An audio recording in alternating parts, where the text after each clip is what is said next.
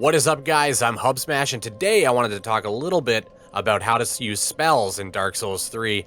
This is a beginner's guide, and as such, it's going to be free of spoilers, and it's not really intended for the advanced player, but if you're not sure how to cast spells, this is going to help you.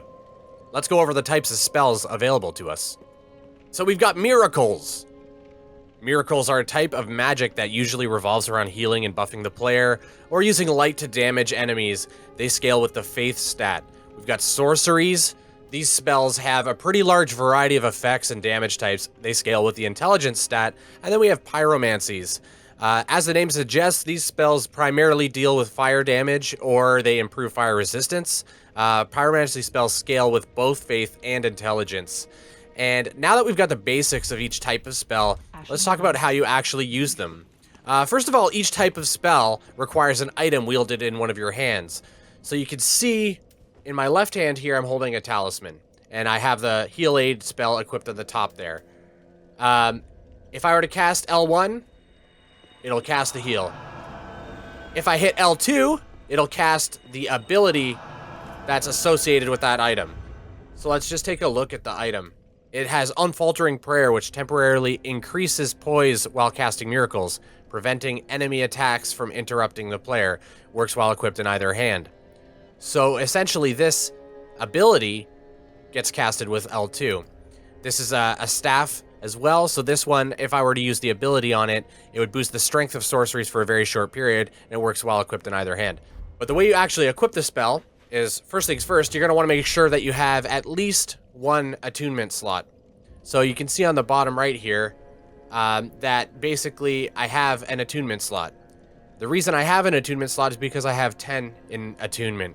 You need 10 points into attunement in order to have one attunement slot, I should say.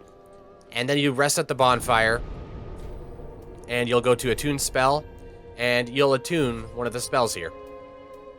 So this is a pyromancy spell.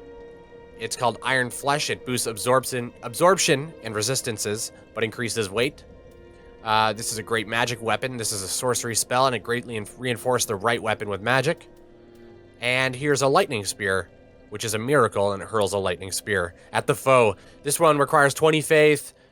This one requires 8 intelligence, and then this one requires 15 intelligence. So you can see that they have different spells, have different requirements, and they require different items to use. But essentially, you just place the spells you want in your attunement slots, and then you're going to equip the item that the spell requires. So for miracles, you need to have a talisman or a chime. For sorceries, you need a staff or a catalyst. And for pyromancies, you're going to be casting those by equipping the Pyromancy Flame. If you want to raise the amount of slots that you have available to you for spells, you're going to want to invest points into the attunement attribute. So that's pretty much it for spells in Dark Souls 3. I hope you guys found this helpful, and if you did, consider clicking that like button. It really helps with the channel. And if you want to see anything else I make or more Dark Souls 3, consider subscribing. Thanks so much, guys, and take care.